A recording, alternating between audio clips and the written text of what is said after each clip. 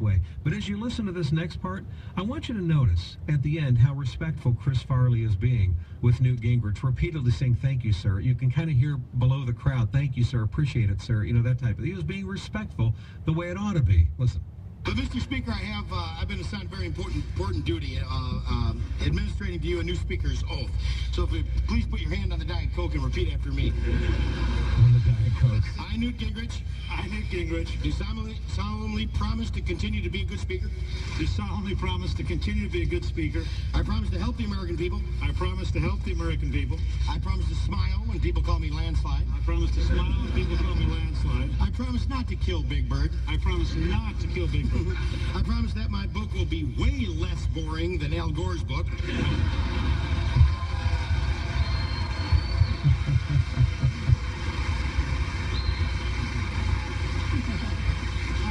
I absolutely promise that my book will be way less boring than Al Gore's book. And finally, most important of all, I promise to go see Tommy Boy, new hit movie starring Chris Farley. Thanks a lot, sir. That was fun. I hope I didn't wreck your podium. Yes, sir. Thanks a lot. It was great to meet you. Thank you, sir. Thank you, sir. I appreciate that. So, okay. I mean, he's poking fun at him, but it's being done in the spirit of fun, okay? That's how Saturday Night Live poked fun at Barack Obama, in the spirit of fun. Watch any of those Alec Baldwin imitations of Donald Trump. It's not done in the spirit of fun.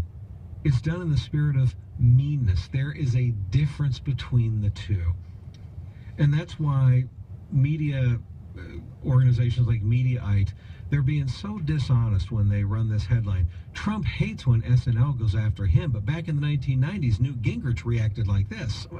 It's because there was a huge difference in the way that it's being presented. And you know something? Liberals understand comedy. They get comedy. They know what the difference is between the two. They know the difference between gentle humor in the spirit of fun and vicious smears disguised as humor. They know the difference between the two. So it's really unfortunate. It is.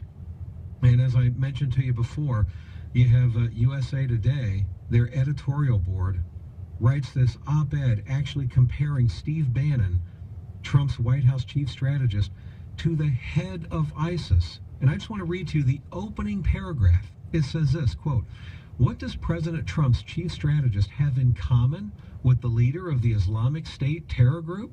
Both Steve Bannon and Abu Bakr al-Baghdadi share similar world views.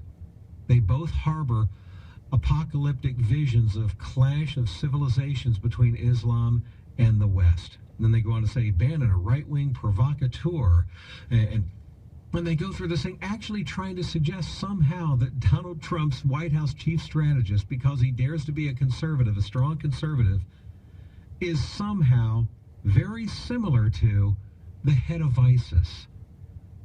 As though there's any equivalency between the head of ISIS and Steve Bannon. Was Steve Bannon out there cutting the heads off of people? Is he out there raping and murdering women and burning people alive in cages that disagree with him? And seriously? And this isn't just some editorial writer that, shame on USA Today for running his piece. No, this is the actual editorial board of USA Today that ran this piece. What in the world has happened to the press? It's one thing to have a liberal bias. We all know that. But come on, they're really going off the deep end now with the absolute vicious hatred of anything Donald Trump. All right, you're listening to the Bob Dutko Show. I want to remind everybody